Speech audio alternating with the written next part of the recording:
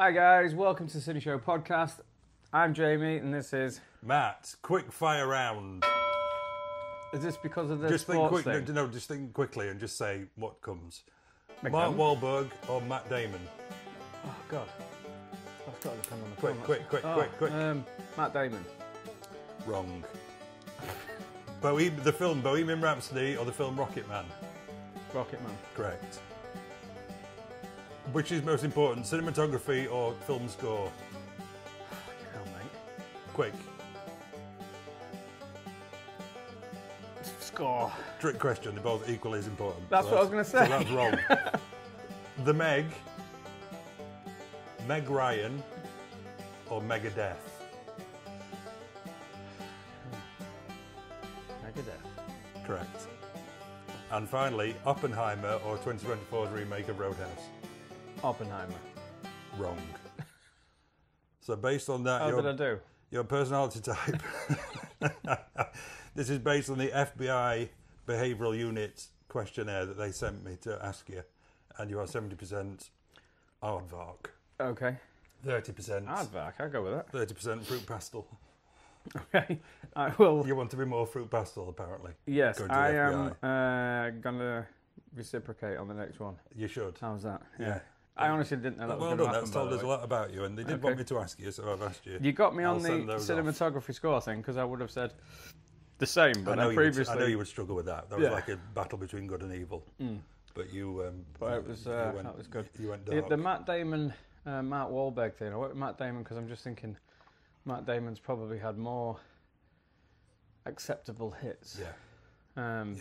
Now, I would have said Matt Damon as well, but according to the FBI Criminal Behaviour Unit, It's Wahlberg. Wahlberg was the correct answer. And apparently does great burgers as well. Yeah, So yeah, there's the that. Wahlburger. But continue, please.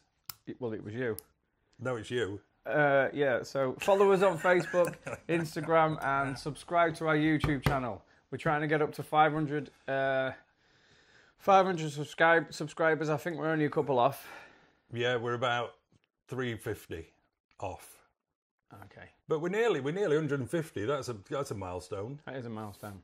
What are we doing for it? Well, Pop quiz test. pop quiz test. But 500, I think we should both do the episode with us tops off, which I don't think is really good for the people who've subscribed. It's probably more a punishment. Do you know what? That gives me a lot of time to get in the gym, so I'm fine with Yeah, right.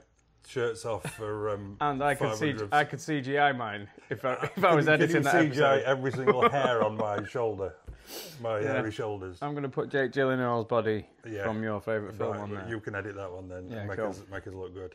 But we'll do something for 500 episodes. By God, we will. At 500 subscribers. 500 subscribers. Sorry. 500 episodes. 500 episodes will Not be sure. grey. Yeah. I'm already grey. We're in Cleethorpes. Yes. Cleethorpes on the East Coast in my record shop, the Church of Nostalgia.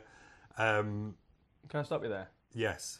Somebody said to me, "Where is the Church of Nostalgia?"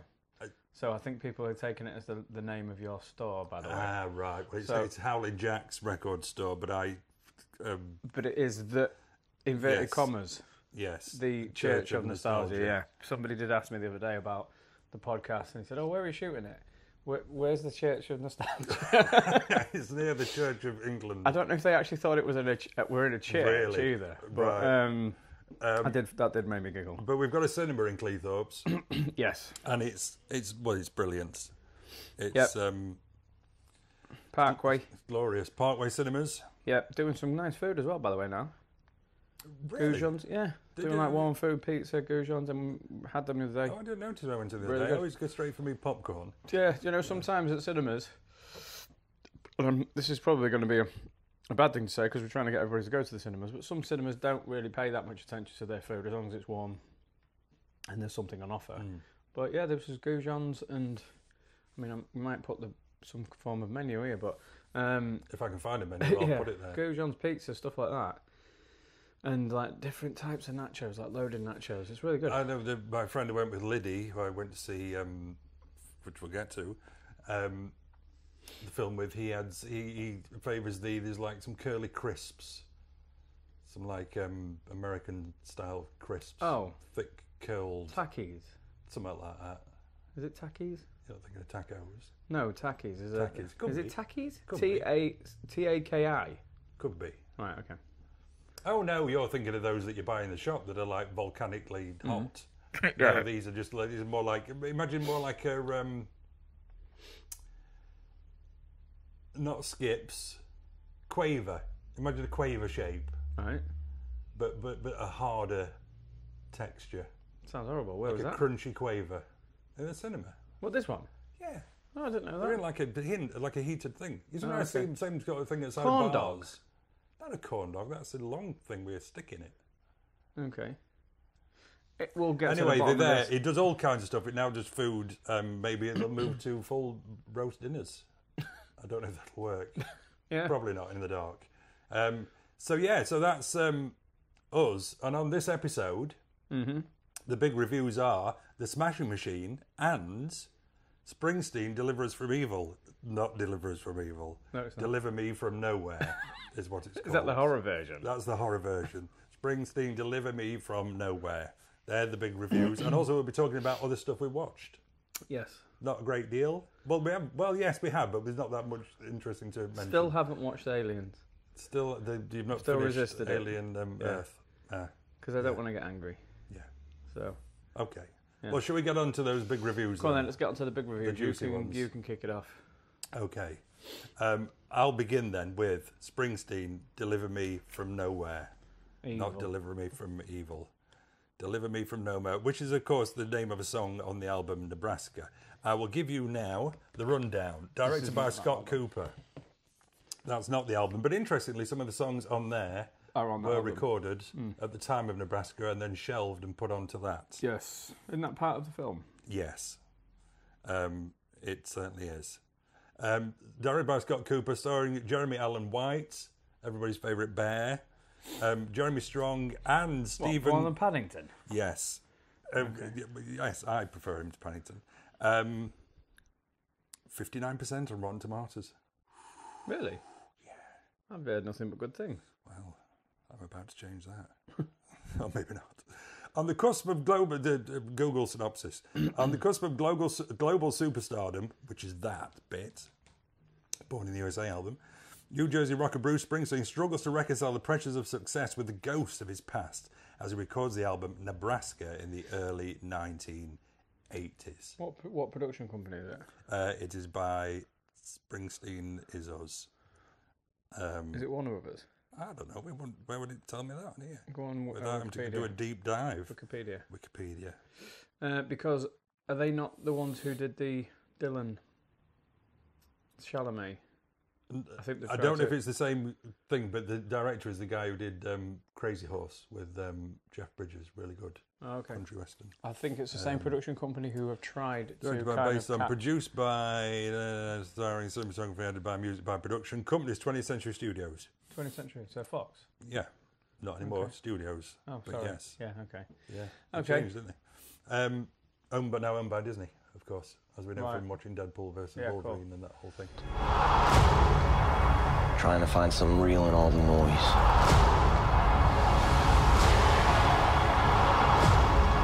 You always do.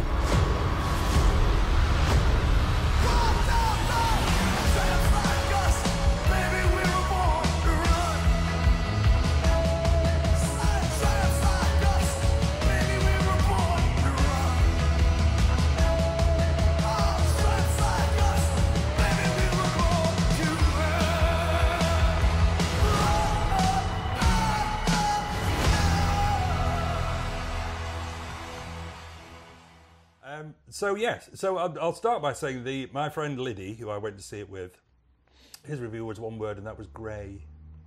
Grey. Grey. Okay, that was normally reserved for John Major, wasn't it? Yeah, but grey, he called it. Now, so I knew it was about the specific time period of just recording the album Nebraska. My friend thought it was going to be a full-on biopic, start to finish. So this is a section it's of a time. very small period of time. Ooh, okay. Very small period of time. Again, I didn't know that. Between releasing the album River and then Nebraska was I think, someone's going to shout at me, I think his sixth album. So Nebraska was in between the River, which had quite a lot of commercial success, and Born in the USA. And so it's a very small period of time. Now, that will depend on what you kind of think about. I would have preferred a longer, more. Well, I didn't see it, so I'm listening to the review from you for the first time. But I'm already disappointed that that's not. And so the reason I'll say that is, when you choose to take a small section of or portion of somebody's life as a biopic, you really do narrow down your audience as well. You're not just narrowing down the film.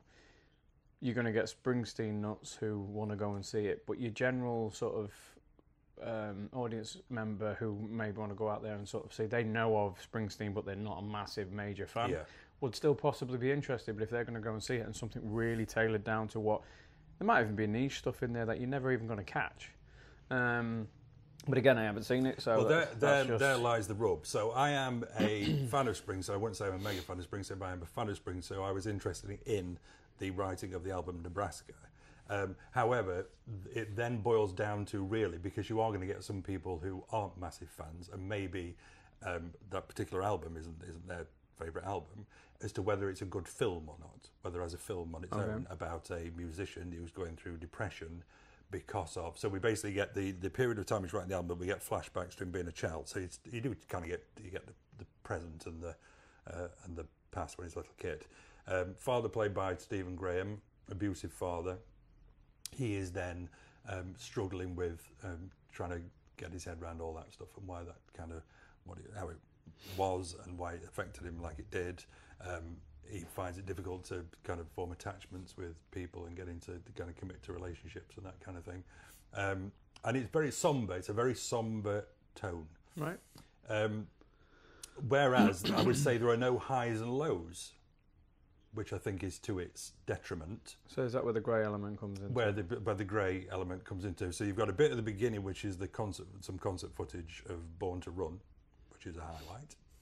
And then we go into the whole child abuse and the writing of Nebraska. And then in the middle, there's a bit in the studio where he's recording Born in the USA, which was originally going to be on that album, then got shelved for Born in the USA, which is a bit of a highlight again. The rest of it is quite just somber and just kind of one kind of tone really of him just writing songs, and you hear the songs, and I did find it interesting because there's parts in it where it's difficult not to spoil because there's not that much.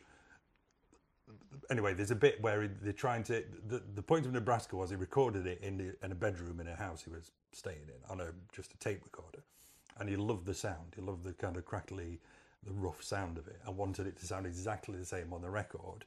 Didn't want it promoting at all, didn't want to do any press or anything like that. He just literally wanted to release it without even a tour or anything.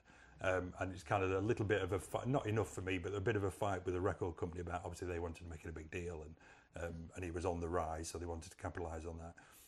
But there is an interesting bit about how they then pressed that onto a record. Because of the quality of the recordings, it was very distorted when it got onto vinyl, so they had to do some trickery to. So I found that bit really interesting. And then it gets the whole depression bit gets resolved. I don't know why I did that because he was genuinely depressed. Gets resolved quite easily, a bit too easily. I'd have almost liked another kind of 20 minutes on the end of that period of him dealing with stuff and actually feeling better from having therapy and stuff. But that bit's kind of dealt with quite quickly. So what I will say about it, but I really did like it was very relaxing to watch. Okay.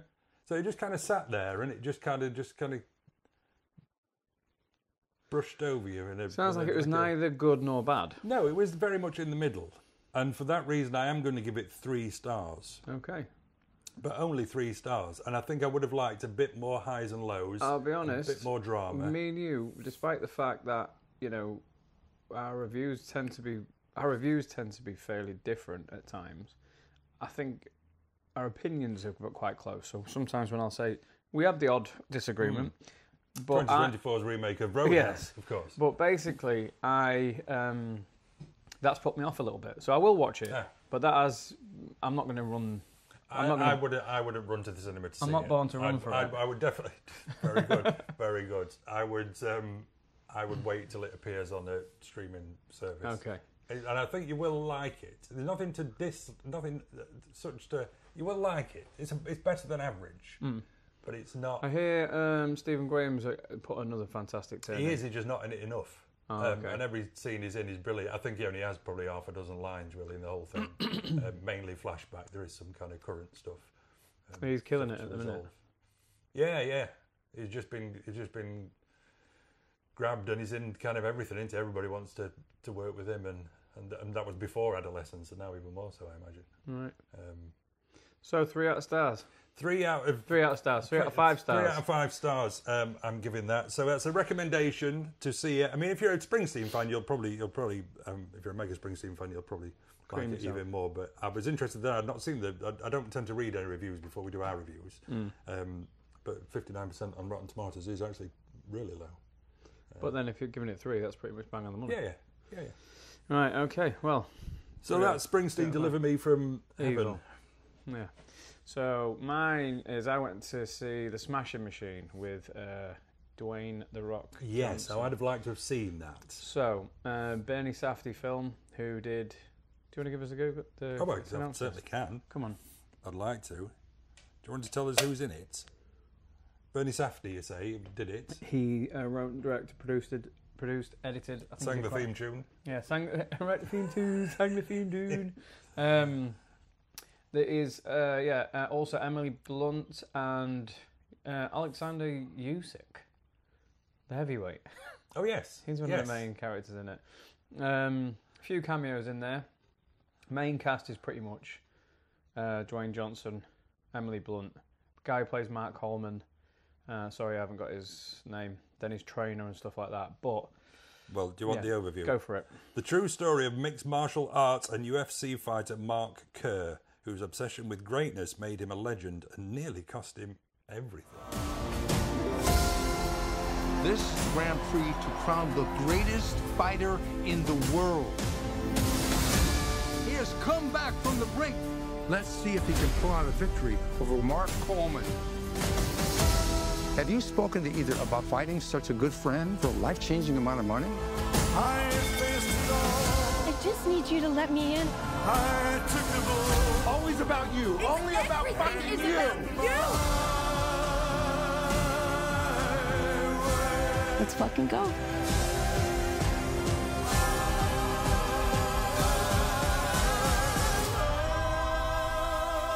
My big strong man, I love you. Okay, so I would say this was just above grey. What's just above grey? What's between sepia? Yeah, navy blue, possibly. Yeah. So it was good enough. Basically, it shows Mark Kerr coming in from Sao Paulo, where they had the really open mixed martial arts where anything goes. There was eye gouging, there was biting, there was stomping on the back of people's. It sounds like Saturday night in the Swatty. It was. It was originally like an illegal thing. That's why it was never in the States or the UK or anywhere considered to be civilized. And then it went out to Japan where the money was, and the Japanese started bringing in safety rules, no kicking on the back of the head and no eye gouging, and basically bringing it into in line with civility, shall we say. But basically there's a scene there where they're talking about that, and all the fighters are actually disappointed, not happy about it. It's like, oh, you're taking all my tools away.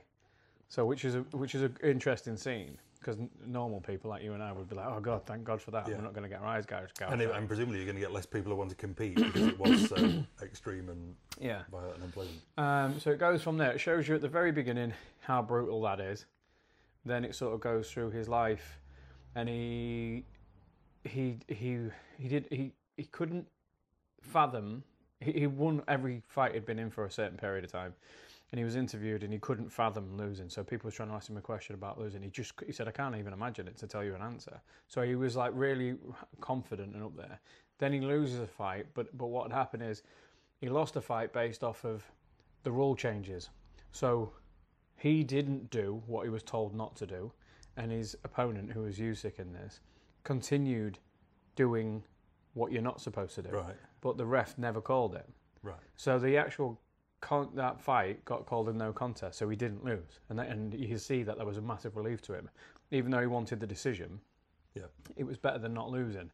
So he was so fixated on that But all these injuries, head injuries that he was having and stuff like that, he got addicted to opioids early doors, and he was getting, he was really bad. So he was trying to fight on them, and then his fighting wasn't as good. He had a period out. It shows it's very open about the relationship with his wife, played by Emily Blunt. She put a very good turn in this, but I still very much see it's Emily Blunt.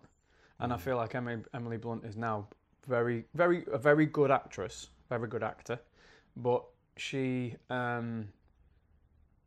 staying quite between here and here. Just whereas like you are talking about my future wife. So okay, sorry.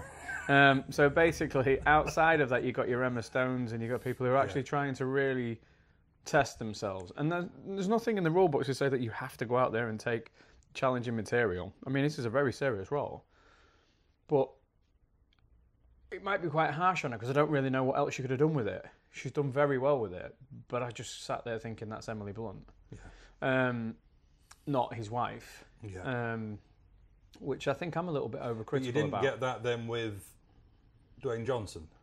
No, absolutely not. Well, that's to his credit then. Absolutely not. So he has got some prosthetic on, hasn't he? Yes, he has, to look like Mark Kerr. So one thing that has to be said about this film is I can see now why Dwayne Johnson has been cast in the new Scorsese film. So he's in the new Scorsese film with DiCaprio. I can't remember what it is, about a Hawaiian gangster. That raised a lot of eyebrows. I can tell everybody who's worried about it, you don't have to worry about it. Yeah, I think his acting's fine, to be honest. I think he's been in films what's required him to be the Arnold Schwarzenegger one-liner, like cheeseball films. He's not really, I can't think of anything off the top of my head where he's had to play it a little bit straight. But he does a perfectly good job. And when you see interviews with Mark Kerr, why I think he's done a real good job is he's not doing an impersonation. He's doing just enough, he's taken just enough to paint over him of Mark Kerr, but not so much that he can't deliver the performance. And I often find that some people get a lot of credit for doing impressions of people who they're playing, but they're doing it so far, it affects their performance. Yeah. It becomes puppetry. And those who, you've also got to look like them, sound like them to an extent, and have their mannerisms, but not at the detriment of your performance. And that's where I think he's got the balance right here. So he deserves massive credit for this. However, it's after the first 30 minutes to 45 minutes, you've got him, you know him, and it's copy and paste throughout the end of the film. Right. I don't really feel like he gets put out there, despite there's really serious stuff going on. So my problem with it was that when you watch biopics, most of the time, these are stories that are plucked out because you won't. It's like stranger than fiction. It's like you can't believe that was true. You can believe this was true. Yeah. It didn't impact me in the way like, oh wow, I can't believe that. So Springsteen's a similar thing. Yeah. It was like, this is just a period of somebody's life. And don't get me wrong, I'm not demeaning everything, because he was fighting at the top level whilst he was battling depression, drug addiction, his relationship, always in the shitter. And he was still competing at the top level. Losing some, but he was up there at the top level. So that's the story, that's the wow factor there. But I just didn't find enough arc and return for you to go, wow, that was a great journey, or that was as a film goes. Probably as a book, it was amazing, but as a film goes, you kind of finish it going, well, that's pretty. You knew that was going to happen. You knew that was going to be there. Do you know what I mean? But nevertheless, sorry, go on. Nevertheless, good film. Dwayne Johnson now possibly might start moving away from the action thing, given that, because he can do a job. At first, you might think he's not acting that well, but when you go and watch Mark Kerr, Mark Kerr is actually quite a gentle soul. In his interviews, he might be this, beast of a guy who knocks shit out of people, but he's actually really gentle in his interviews, and he's got that down to a T, and he's got that into the character really well. And there's no hint of The Rock in there. Yeah. I don't feel like, anyway. There's a bit where he shaves his head where it becomes a little bit more obvious. Yeah. but for the remainder of the film, he's done really bloody well with it, really well. So I would say, can I speak about the cinematography? It's Bernie Safdie, so it's a lot of handheld documentary style footage. Some of it really grinds on, as me, and this is a personal taste as a filmmaker. Movement in a camera is a story decision, and sometimes there's a difference between handheld and movement with a camera. So handheld is like the zooming, the things like that, and it's been made famous by the mockumentary style stuff to get people's reactions. You'll zoom in and stuff like that. There's a couple of shots in this where it's that bad a movement, you think you're about to watch like a news take, and it's not. It's the actual shot from the film, but you feel somebody walking in the room, and he's supposed to be in the room, and he's supposed to be on his own, and you're supposed to feel for him, but you just think, oh, there's a cameraman in there, and that to me as a filmmaker, you've cut through the tension. You know what I mean? You've ruined it a little bit for me, and this is just a taste thing. A lot of people might not even notice it, but there's not really great cinematography in the sense that it's well captured, particularly the fight scenes. They're all quite wide shots, so they can get away with not having to show them. But there are some close-ups. So the fight scenes are quite brutal. The sound design's really good. Music, can't really remember the music. So if I can't remember it, I don't think it sort of jumped out at me. But but I would give it a 3.5. 3.5. What I was going to say, have you seen The Wrestler? Yes. Mickey Rourke. Much better. But interesting though, isn't it? Because that also, you wouldn't say has any real dramatic highs and lows. But performance-wise, but it's a brilliant film. Yeah, across the board as well. Is it Marissa Tomei? Yes. She's unbelievable. Darren Aronofsky, yeah. Darren Aronofsky. Yes, him. Yes. So not as good as that. I should have said it about Springsteen, actually, but I didn't. Cinematography, this really good attention to the backgrounds and the detail, the 80s vibe, right. Which is that really subtle CGI stuff that they must have used for a lot of stuff, but it did look good. 3.5 then for that. Yeah, 3.5. Recommend it. And look out for Dwayne Johnson. I'm really, after watching it, I'm actually genuinely looking forward to the Scorsese thing, what he's been cast in, because I imagine Scorsese, somebody with the intensity that he looks like he can show, I think it's going to be quite violent and good, in the sense of the Goodfellas thing. Like, I'm not advocating for violence, I'm saying, like, if you watch that, the Goodfellas type thing, I imagine we're going to see a fair bit of that in this new film. Well, that's wonderful. Thank you, Jamie. For that both insightful and comprehensive and well-delivered review. Thanks. Violence. Let's move on now to other stuff we watched. So, other stuff that we've seen then. Well, I had man flu. So did I believe you had man flu before I had man flu. So the last time we met, it may have been that you gave me the man flu. I think you called yours something like COVID. That is a wild accusation, but mine was proper man flu. So I spent one of the days of the man flu process in bed. As you do. As you do, because it's touch and go with man flu. I mean, God forbid anybody has to go through it. God forbid a woman get man flu. Oh, God. They would not know what's hit them. They would not know what's hit them. We're going to get cancelled. I hope that never happens. Anyway, so I spent one day in bed, so I was kind of feverish, in and out of consciousness. Really struggling. And I thought, I know what, I'll watch all three Godfather films. Godfather films? 1, 2 and 3. So I started at about 9 o'clock in the morning and finished about 9 o'clock at night. Wow. Because they're all at least 3 hour epics. So I'm not going to go into the Godfather, because I'm sure at some point in our illustrious careers we're going to end up doing something bigger on the Godfather films. But what I will say is the first two, masterpieces. Absolute masterpieces. I know everybody says the second one's better than the first one. They're both absolutely brilliant.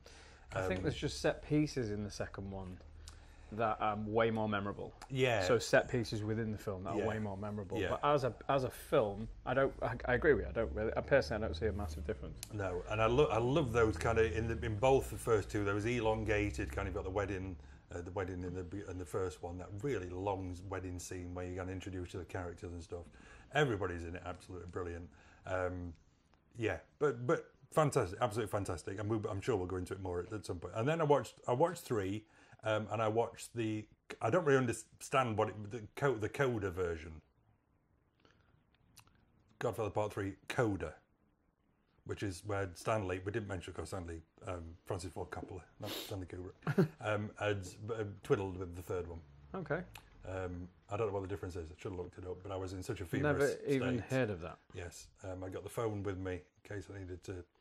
Coda. I'm assuming the D in Coda is director's artistry or something. Something like that. No, I tell a lie. It's called It's called Godfather Part 3 Coda, The Death of Michael Corleone. Oh, right, okay. Corleone. Oh, sweet mercy. If anybody would like to chip in, guess, I'm going to simply put, what does Coda mean in Godfather? It's the first I've heard of it. Here we go. In The Godfather Coda, The Death of Michael Corleone, I got a bit right. The title Coda signifies the film is an epilogue to the first 2 movies of the trilogy. Okay. In musical terms, it means the concluding section. Oh, okay. So we just changed the title, basically. But I think there's bits in there that weren't in the original theatrical cut. And it suffers. It's still a good film. If you take it as kind of a mob boss trying to go legit, it's a good film. It just compared to the first 2, there are differences. The main one has to be, and it's awful to say, but Sofia Coppola casting in it. She is absolutely terrible, and every time she's on screen, it takes you out of the film. The acting is just excruciatingly bad. Nepo baby. What's his face is in it? Andy Garcia. Yep. Who has a knack of acting in this, where at the end of every line he shouts the last word really loud, or the last 2 words really loud. But watch it again, and you find that, especially at the beginning when you first introduced to him, he just shouts the last 2 words. And then these weird bits. So like the Godfather theme tune. So that was written for The Godfather. That wasn't an existing piece of music, as far as I'm aware. Yeah, it was written for the score. In this, Michael Corleone's son, at a party, plays his guitar and sings that song with words to Michael Corleone. So he sings, but he sings words to it. So he's like singing the theme tune to the. It's a bit meta, really. Right, the theme tune. It's very meta. So it's kind of so that bit's kind of weird. The last 20 minutes are good. There's kind of lots of stuff happening. It's very. What's his name? I haven't seen 3 for God knows how long. Thingamy Bob. Untouchables. Director. De Palma. Very De Palma-esque. Yeah. Lots of slow-moving parts, but you know it's going to culminate in something. So I enjoyed the third one as well, but I really enjoyed the whole feverish experience of watching the Godfather trilogy whilst having man flu in bed with the dog. Okay. So that's the Godfather trilogy in 10 minutes. Nice. Deserves longer, but it will get a longer. Yeah, I would imagine at some point.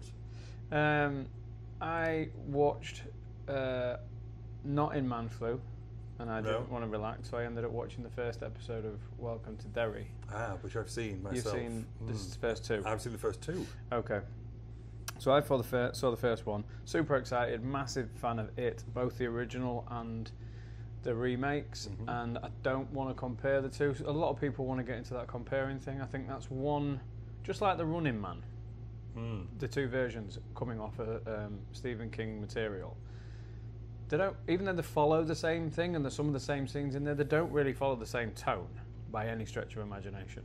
So I enjoy them. The 80s one is creepy for different reasons, probably for its production value. But then the remakes. I think it's 2016, 17. Yeah, probably. So cinematic, and it was nice to see like a horror film given that level of production, cinematic production, and it really added to the creepiness of it. So that and the sequel, didn't mind the sequel either. So I was looking forward to this, and I don't know if I like it or not. I don't think I don't, and I don't think I do. I still don't know after 2 episodes. Right. I have to say, Maxine did express that she was bored, which is never a good sign. Yeah. Now there was a couple of bits you don't want a bored wife. That's, that's the last thing you want. No. Idle hands and all that lot. Yeah. So yeah, there was a couple of scenes in there, same, where I was a little bit like, it feels like fluff, and you find that a lot now with series that are expected to be an hour long, episodes that are expected to be an hour long. What used to be 30 minutes, now they're expected to be an hour long, and you can see that when they look at them over a period, that they're thinking, right, okay, we could have put that in there, but let's stretch it out, which means we've got to fill that in there. You can see a lot of that. So the story itself could be compressed into 4, but because of the fact that they want people to watch it for 8 weeks, they'll stretch it out to there, which means that they're taking out the main plot points and stretching them over 8, which means you've got to fill these gaps, and you can see that in this. Yeah. Same kind of vibe from the It sequels. This is set. So if you know your It mythology. First one is in the 80s. Second one is 27 years later, and the stories go that every 27 years. So they go back. This one is 27 years in the past, and I believe the next series are going to keep just going back 27 years. So it's in the 50s, correct? Yes, I'm going in to the say 50s, yes. late 50s, something like that. And I think it's post. I said it's like right in the middle of Cold War era in America. I think I've seen 1952 flash up, so I'm sure. Yeah, so it's kind of just after the war. Now, looks good. Acting from some parts is good, but it's made me now. It's another episode, or another. How do I put this? It's another reminder to me of where TV's going, and I don't like it. So, as an episode, perfectly fine. There's some scary bits in it. I think some really creepy, some scary, incredibly violent scenes, which jar against the rest of it. Yeah. So in that instance, I don't mind that, because people tune in to watch a horror, you get horror. It's not this. We've had this discussion before. But not a lot of horror. Yeah, but enough. I think there's enough in it to creep you out. Whereas we've had this conversation before where I was worried, like most things, where it's going to be like a vehicle for something else, and they're just using the Pennywise factor to just pad it out as a thing. But that doesn't seem to be the case here. It does seem to feel like they're definitely leaning into the It mythology. But this green screen era that we're living in, even for just regular sets now, it's too clean. The makeup's too clean. It's 6K, whatever. So what should be a bonus? What should be a tool to a story making helping tool? It actually takes me out. I feel like I'm watching something that's so forced, conceited. The makeup is that good. Doesn't look real. If that makes any sense whatsoever. It's too pretty, too clean, too this, and that's a style choice. It's a, when you're looking back at like your Great Gatsby's and some of Zack Snyder's films, it's a look, it's a tone, it's a decision. We don't have to continuously have series after series look super pristine, super clean, and it just takes me out. So I'm not buying it when I'm watching it. Everything, the sets, the props, everything is just absolutely perfect, and the lighting is perfect on everything. You're having a conversation with somebody and they've got this really cinematic, beautiful lighting, and then you're on the other person, and but when you see the back of that person's head, that light's not there anymore. Now that's always been the case in film, don't get me wrong, that's always been the case, but the lighting's been realistic. You want people to listen to the performances, the words. The whole point is to take the story away. It feels like everybody's showing off now, and everything is also in post. So grading now has become so good that you really don't even have to get it that bang on the day. The grader will fix it in post, but they're over fixing it, over-fixing it. You look at that thing, it looks beautiful, don't get me wrong, but it doesn't need to be. It is a horror film.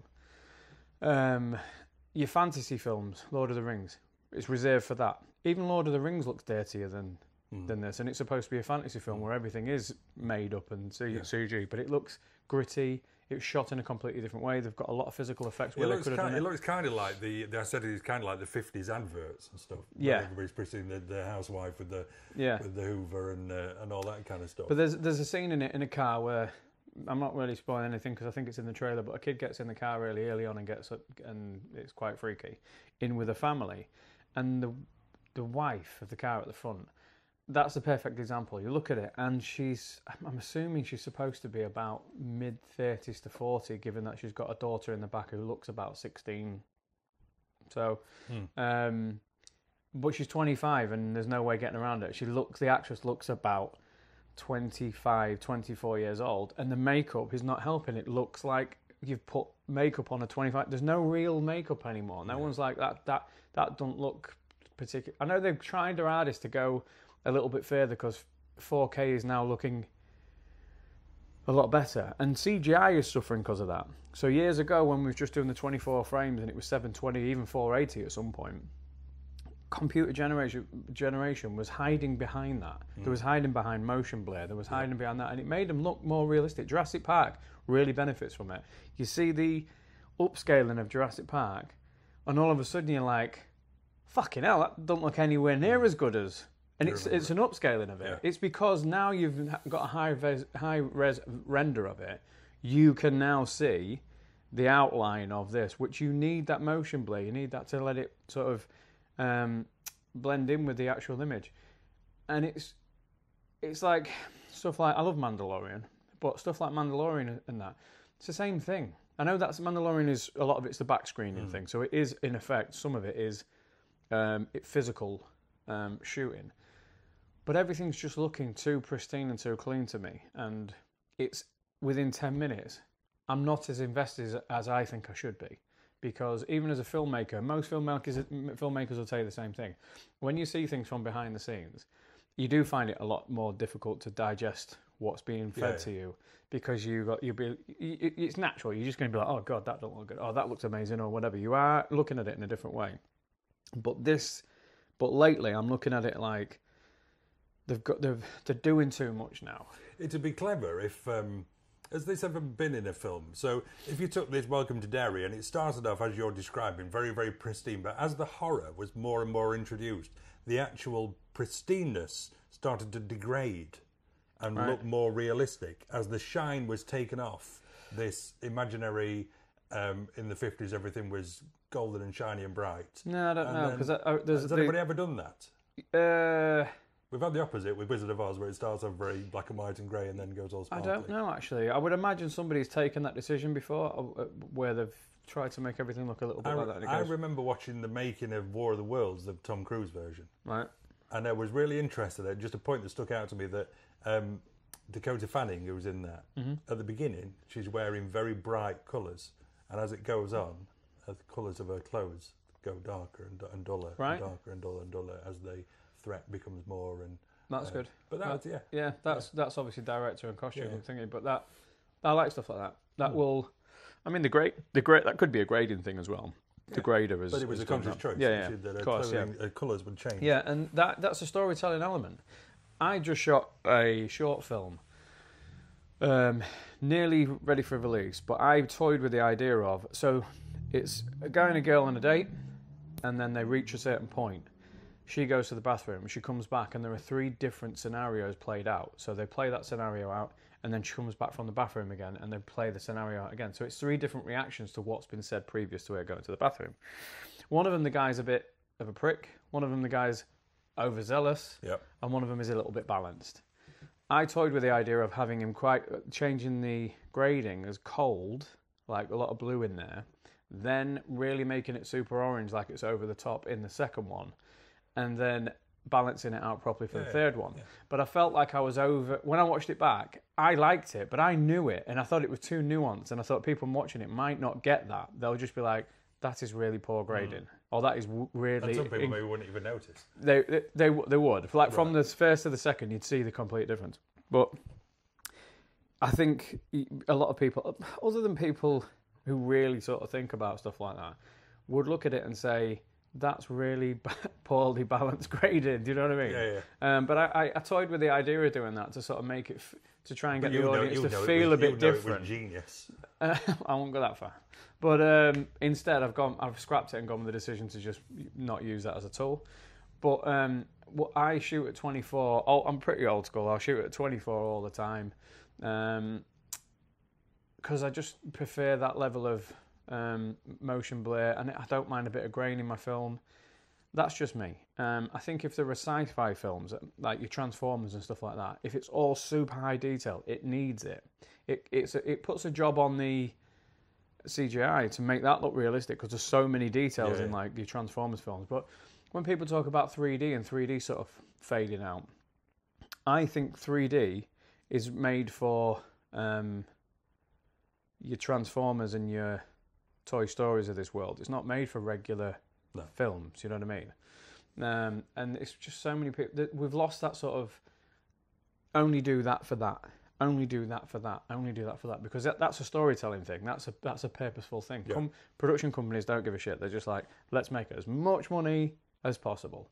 And that seems to be the thing. It's cheap. So to do that, Peaky Blinders was suffering from it from the last episodes as well. So much stuff in Peaky Blinders that you could see was all green screen and added in afterwards. Now, some of it's got to happen because they're shooting in parts of Birmingham where there'll be a Starbucks in the background. Yeah. Some of that's got to happen. But they overdid it there as well. And you're losing the feel. It looks great. You could take any picture of that and then put it on the wall because it looks great. But for me personally, I just think you're trying to push a story forward. You're giving these performers the great script and all that lot, and you've got to light it properly. But now we're moving into this cheap era of let's do it in post. And AI now is even a thing. So now there's AI software now, which is devastating for people in the industry. And ethically, you've got to think about this. There's AI software now that if I shot a film, I could put my edit through this AI software, and then I could show another film. I could say, right, I could put Peaky Blinders episode in, run it through the system, and say, make that look exactly the same as that, and it will render almost 99.9% same lighting, same thing. So it'll make some decisions that you don't want, come back and tweak it. Some may think that's a great tool. Personally, I don't. I was thinking about AI, in script writing, and how that could be a threat. But then I was also thinking, well, how?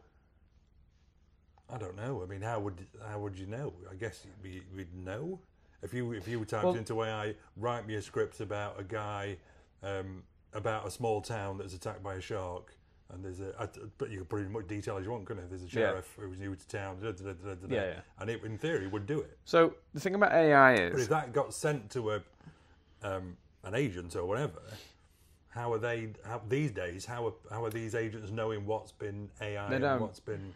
They won't. Yeah. So the thing about AI is, and AI now is using as a marketing word, whereas there are some parts of AI that are just automated. All it is like you go on software now and you go, right now it's got AI this. It isn't. When you look at it, it's just an automatic, something like an audio sync. So me and you put this together and then we do a separate audio track. You put it on and you go auto sync, bang. Now it's AI. It used to be auto because the computer's doing it. Now everything's got to be labelled as AI. So once you've done that and you've thrown everything in the basket, you've got people who are marketing it as AI and people who don't like the word AI. Whereas one's a tool and one's an abuse. Yeah. So when it comes to AI, particularly, we've got quite deep on this. But when it comes to AI, here's the problem with AI. Now, AI and your AI services where you can ask for stuff, realistically, just like the internet itself, should be a massive tool. So you should be able to speed up your research. If I was writing a script, I could say, right, so give me blah, blah, blah, blah, blah. Give me some medical jargon for this particular scene. Yeah. That would speed up your research. All that does is it stops me going from loads and loads of Google pages to say, right, I want to write a scene about someone's having a heart surgery. I need to know what I'm talking about. That speeds up the process of me doing that and putting it into that. Yeah. Totally, I'm totally on board with that. if you say, write me an episode of a series about a thing, and then it writes it, and you've done nothing, that, not only is that ethically, I mean, from a pride point of view, I do know people who have done this. I know people who have given me an image and stuff like that and gone, look how what I've done, because they put into an AI thing saying, create a picture of X, Y, and Z. You haven't done anything, and you cannot, and you need to stop trying to put yourself in that arena because you are going to lose friends massively on like real illustrators and stuff like that. It's a great tool for small businesses who can't afford illustrators and things like that to get posters and pictures up, but please stop taking credit for just writing, make this for me, please. But the main problem with AI is how it's trained. So all these cookies that we all say, accept cookies, accept cookies, accept cookies, for all your programs, and now your writing programs, your Photoshop programs, all of those now have AI learning terms and conditions in there. So AI in and of itself is literally just theft. It's all it is. It is micro theft of every single thing on the internet. Plagiarism. Yes, that's been brought together. And the way they're getting away with it is it's going to be super difficult to isolate where that got that from and where that got that from. It's like data packaging when people used to download stuff and streaming. It got a lot faster because they figured out that rather than me just going P2P just for you, there's 4 people. I could take the first section from you, the last section from you, the middle section from you, and you can do it all at once, and it gets over quicker, and it realigns it when it gets over to your computer. That's AI. AI learns by taking small sections of everything, piecing them together. And the more it goes on, it's self-learning. The more it goes on and does that. But there's no getting away from the fact that that is stolen from everybody else. So human brain and creative ideas don't stand a chance anymore. Because the second you write it down onto a bit of software, and it's online, if your computer's online, it then becomes part of that learning. How they sort that out, I don't know. AI companies have a responsibility, really, to put things in place to stop people, like requests saying, write me this in full. It should say, we are not allowed to write you a full episode of this, but we can help you with this, this, and this. But it doesn't. It will happily write everything. So, right, okay, this is a worry then. So, so then going back to why we got on that, is that this sense of automated and this thing that we have to be, everything has to have this cinematic look in TV. Don't get me wrong, TV is now so popular because it looks like film, whereas TV used to look like TV, and people like that. But it doesn't have to all be that. It doesn't have to all be that. There can be some grit. There can be some old-fashioned style and physical effects going in there. But money. Money is just like, now it's cheaper. And it's cheaper to get... People, you'll see people on the internet say this all the time. How is it that VFX looks better 15 to 20 years ago than it does now? And it's because there was people behind it, scrutinising it, looking at it, that don't look real, and do that. That's not the case anymore. It's very much like, that will do. That'll do. And that's why in general, your VFX doesn't look anywhere near as good as it did. There was something on the news the other day, and it was about a resurgence in people watching 80s horror films. And it was focusing on a shop, not dissimilar from mine, but a shop that was just films. And I can't remember where it was now. Somewhere fairly close by, but he was doing all right. He was selling VHSs and all kinds of... And the people watching were saying that they found it scarier, even though they knew they were practical effects. They could tell that that would have an effect on you as an actor if all of a sudden... You've got like something like in The Thing is a perfect example, isn't it? Something like that's happening, and all these people are involved, and stuff flying everywhere, and you're an actor, you're going to be reacting. Whereas if it's just a ball hanging in front of you or whatever, it's not the same. And they were saying that's why they thought they found old 80s horror films more scary than the current stuff, because they felt like it was more real, even though obviously it's practical effects. But, we're getting to the point now where. I think you'll see so much more practical stuff. You're starting to see it already. It's just it's the budget factor, and I get that. But certainly not in Welcome to Derry. That's very CGI but basically, heavy. We are getting to the point where quite a lot of shows look like cutscenes from games. Yeah. So you've done your level, and then there's your cutscene between that and your next level. They're looking like that, and they're feeling like that. And in a game, it's impressive because you know it's all from there.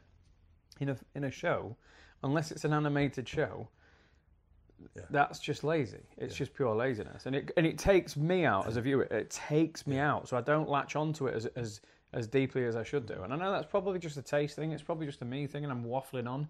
But no, it's not, because I mean I said before, didn't I, as well, about when the Fantastic Four trailer that was at the cinema wasn't a standard trailer. It was all about them promoting the fact that they were using as much physical stuff as they should. There's definitely a shift that people are fed up with that.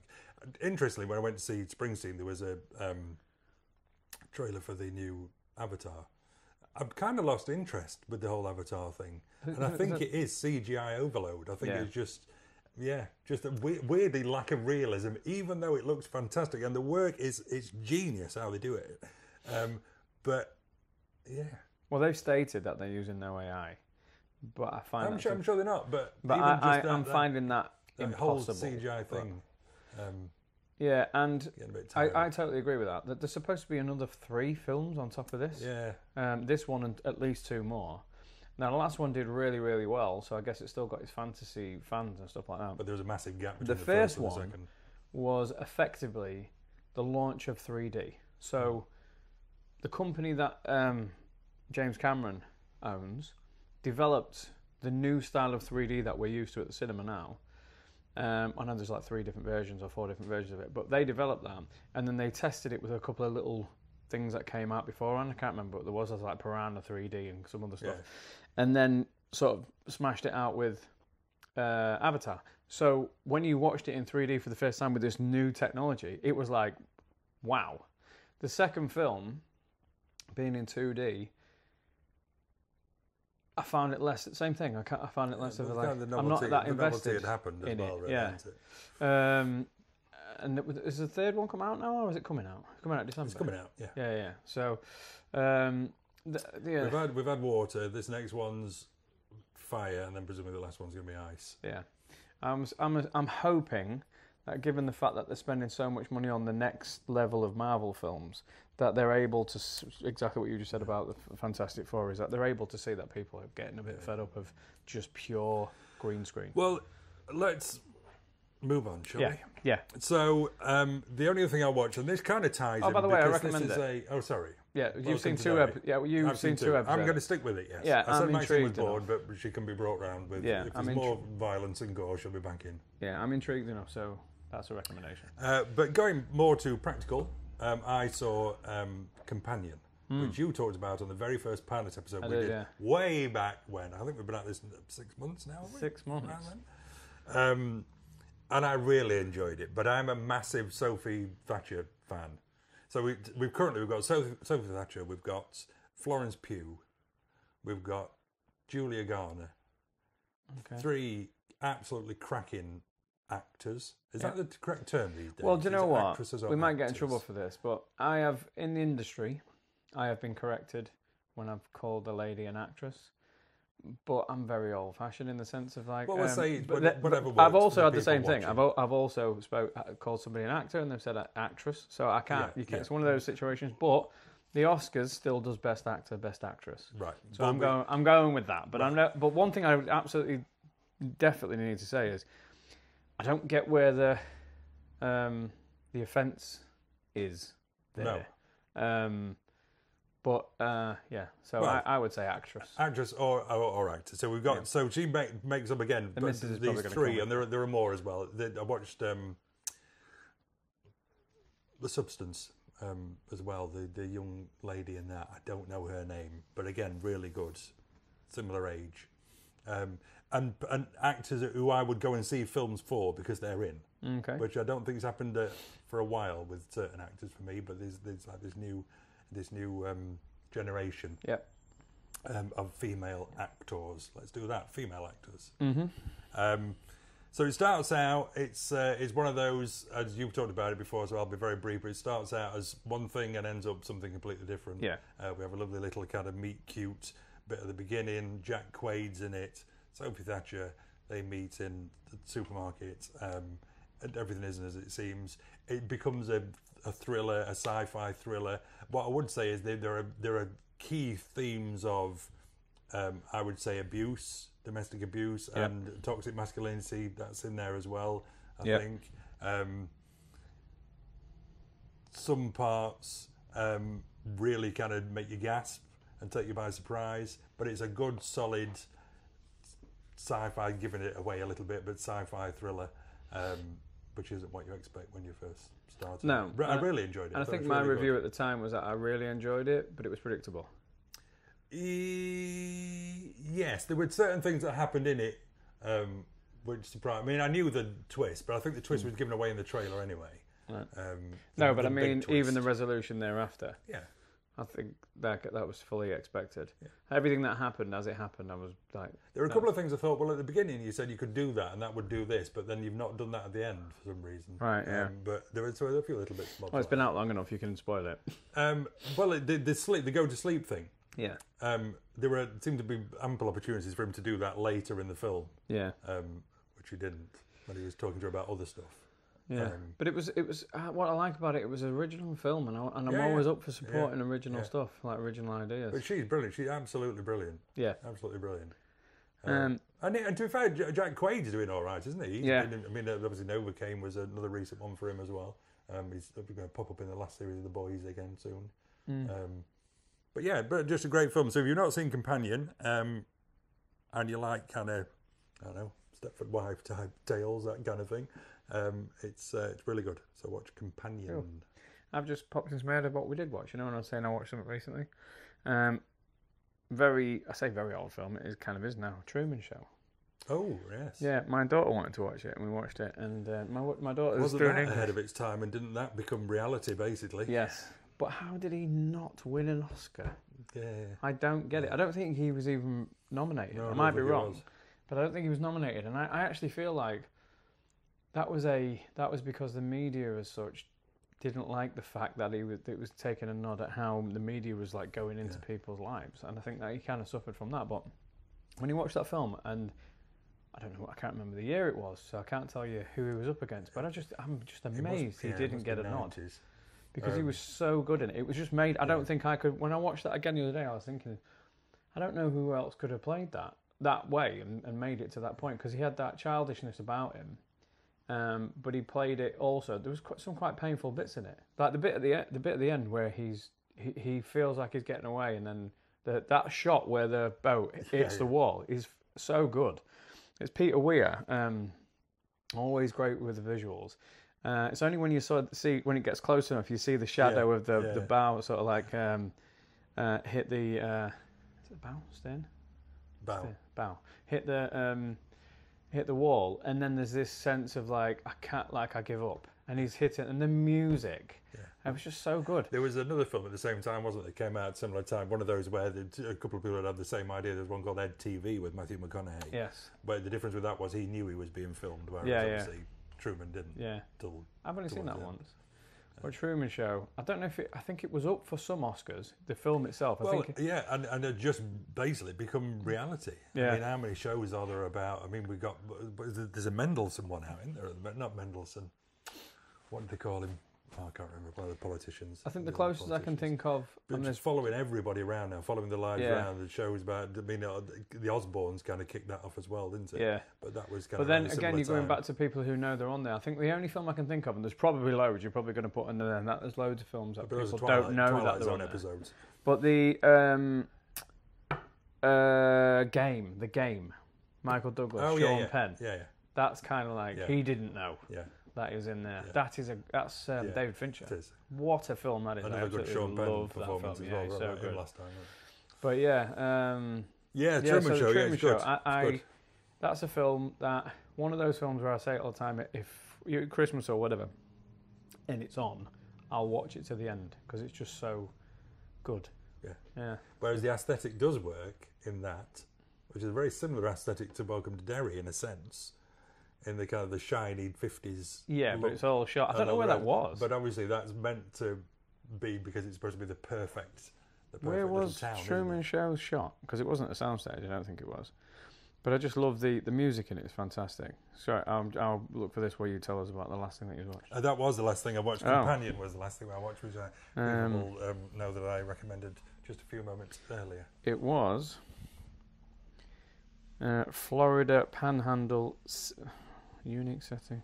The Florida Panhandle. Seaside, a master plan community on the Florida Panhandle. I wouldn't have said Florida. I would have said somewhere like Vancouver or whatever. But yeah, that's because it was shot in a place like that, and but Truman Show, definitely recommend that one. That's a 4.5 out of 5. Brilliant. So, what we doing? I think that kind of wraps us up. Cool. Okay, so join us. Be one of us. Yeah, have we got any previous YouTube comments? No. It's been a while. Okay. We didn't. We'll get them on the next one. Okay, so you know the drill, guys. Follow us on Facebook, Instagram, and mainly subscribe to this YouTube channel. Look out for the retro reviews. There's definitely a Back to the Future one on its way. Yep. And the next standard episode, we're bound to be talking Running Man. So that's going to be a big one. Yeah, can't wait. Right, okay. Thanks a lot, guys. See you on the next one. See you later.